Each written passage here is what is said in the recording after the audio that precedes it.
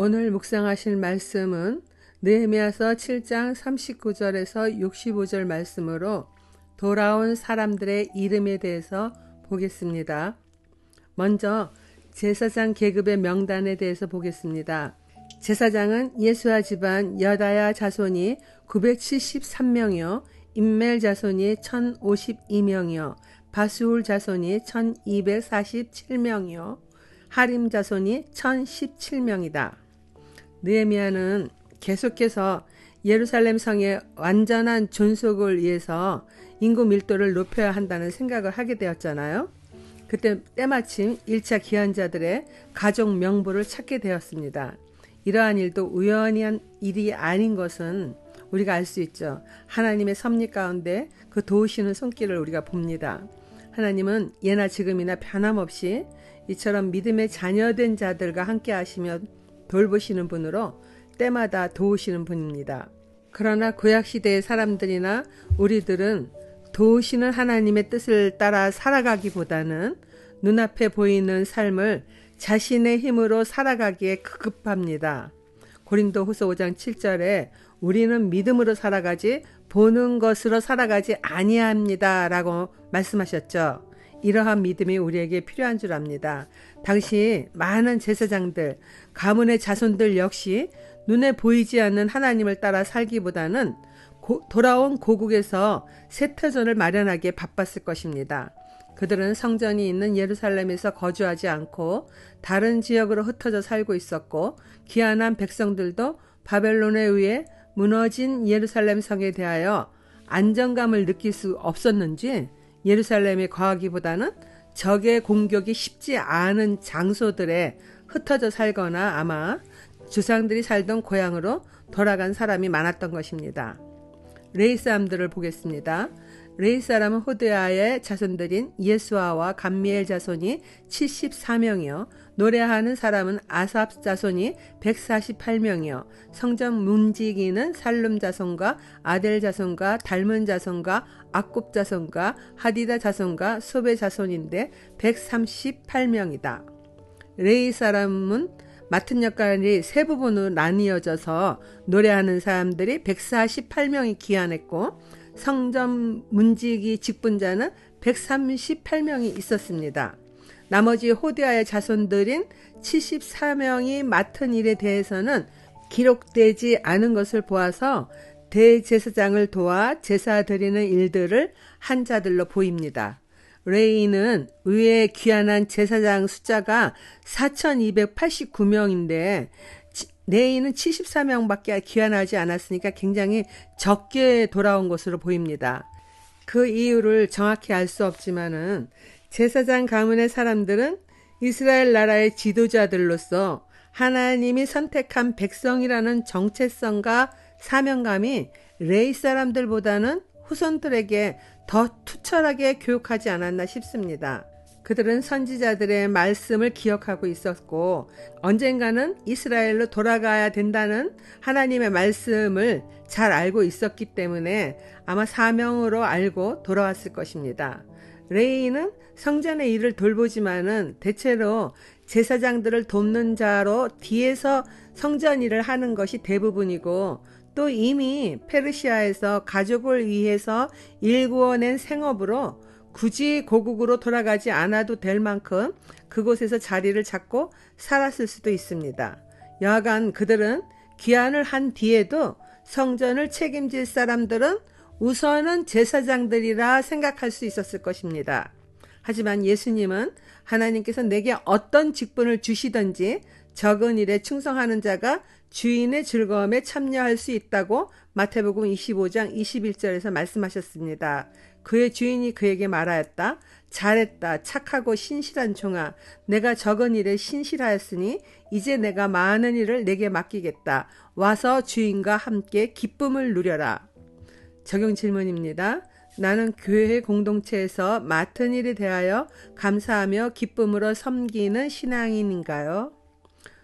성전 막 일꾼에 대해서 보겠습니다. 성전 막 일꾼은 시아 자손과 하스바 자손과 바옷 자손과 게로스 자손과 시아 자손과 바돈 자손과 르바나 자손과 하가바 자손과 살메 자손과 하난 자손과 깃델 자손과 가할 자손과 르아야 자손과 르신 자손과 느고다 자손과 갓삼 자손과 우사 자손과 바세아 자손과 베세 자손과 모님 자손과 느비스심 자손과 박복 자손과 하그바 자손과 할훌 자손과 바슬리 자손과 무히디 자손과 하르사 자손과 바르고스 자손과 시스라 자손과 데마 자손과 느시아 자손과 하디바 자손이다.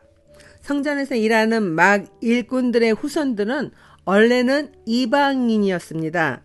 전쟁 시 이스라엘의 포로로 끌려온 후 성전의 막리를 맡아 하던 자들이죠.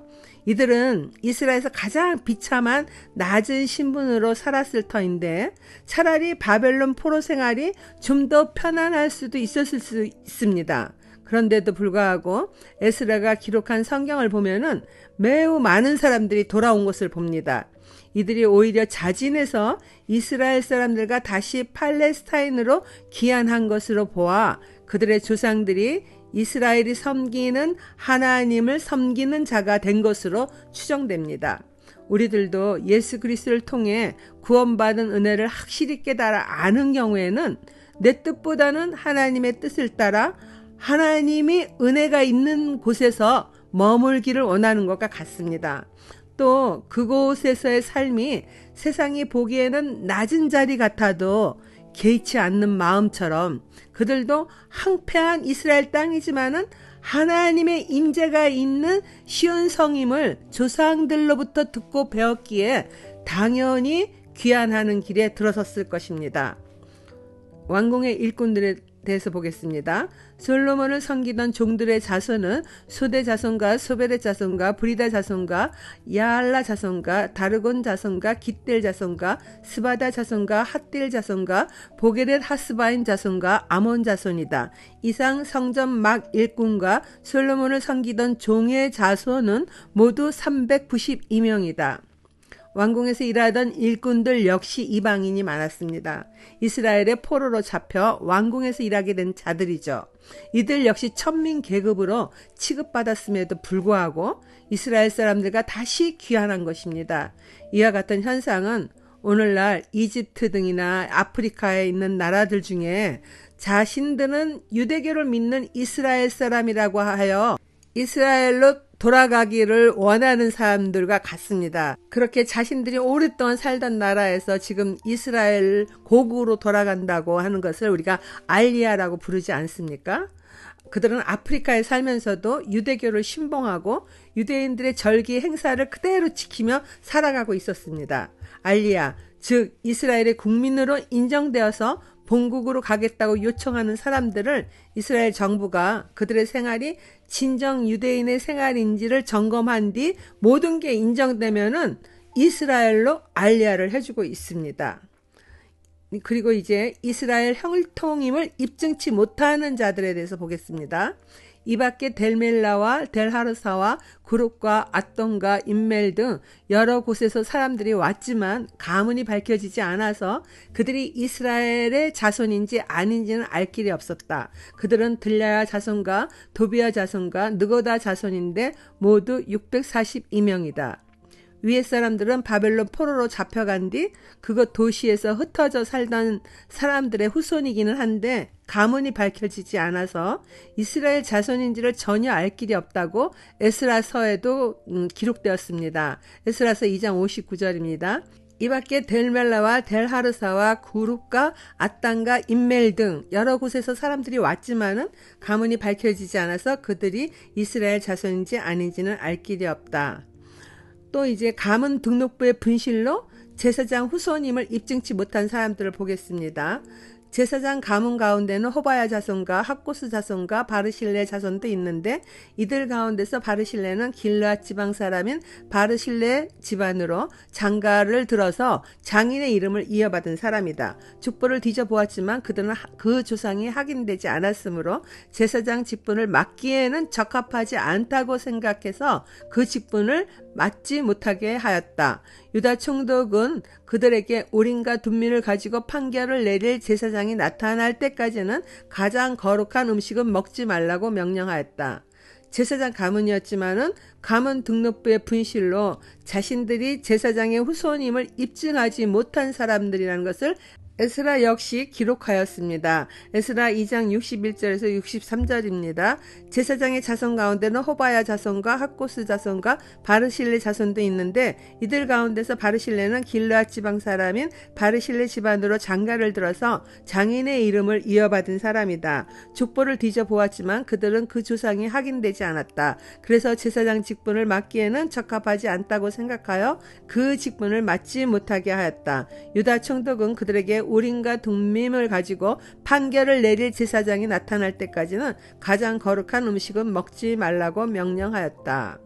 느헤미야는 예루살렘 성 안에 감소된 인구를 늘리기 위해서 1차 귀환한 사람들의 명부를 통해 조상들이 살았던 것을 상기시키고 또 예루살렘으로 이주시키기 위해서 불러 모으기 위한 작업을 이렇게 매우 세밀하게 진행하고 있는 것입니다.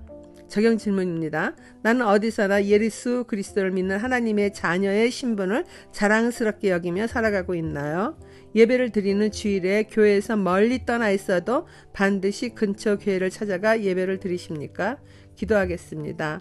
하나님 아버지, 죄로 인해 영원한 벌을 받을 수밖에 없는 자였지만은 예수님의 십자가 사랑으로 구원받게 됨을 온 마음 다해서 감사드립니다. 구원받은 은혜를 늘 잊지 않고 무엇을 맡기시든지 맡기신 그 선한 일에 대해서 최선을 다하여 감당하며 살아가기를 예수님 이름으로 기도드립니다. 아멘.